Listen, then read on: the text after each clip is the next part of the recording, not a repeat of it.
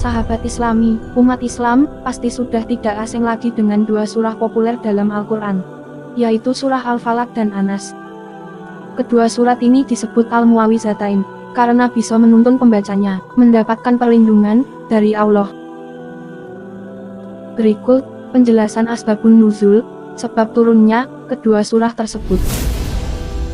Diceritakan dalam hadis yang diriwayatkan Abu Nuaim dari Abi Ja'far Ar-Razai, Ar-Rabi bin Anas dari Anas bin Malik dalam kitab Ad-Dalail.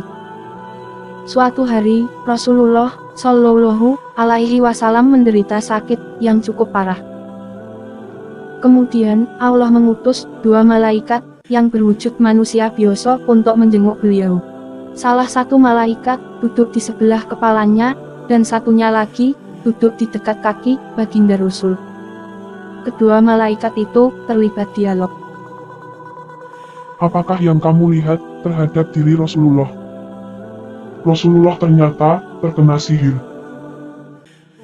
Siapakah gerangan orang yang telah menyihirnya?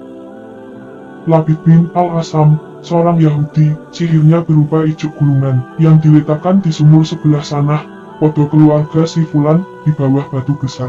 Moko, timbalah airnya dan angkatlah batu besar itu, kemudian ambil dan bakarlah ijuk tersebut. Rasulullah Shallallahu Alaihi Wasallam memperhatikan dialog tamunya itu. Esok harinya, beliau memerintahkan Ammar bin Yasir dan sahabat lainnya untuk mendatangi sumur yang dikatakan malaikat. Ketika sampai di sumur, terlihat airnya sangat merah, seperti darah. Moko air pun ditimba, dan batu besar diangkat. Gulungan ijuk dikeluarkan kemudian dibakar.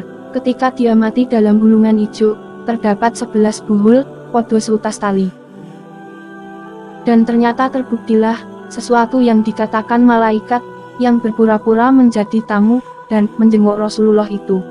Dengan sebab kisah tersebut, akhirnya Allah menurunkan surah Al-Falaq dan surah An-Nas ke bumi oleh malaikat Jibril.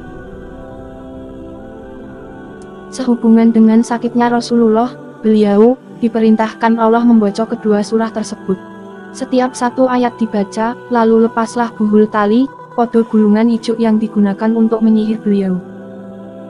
Lalu, beliau pun selesai membacanya, badan pun sehat kembali, seperti sedia kala. Demikianlah asbabun nuzul surah Al-Falaq dan An-Nas. Inilah dua surah yang menuntun pembacanya menuju tempat perlindungan. Surah ini sangat baik untuk diamalkan sebagai perlindungan dari gangguan setan, jin, maupun sihir dari golongan manusia.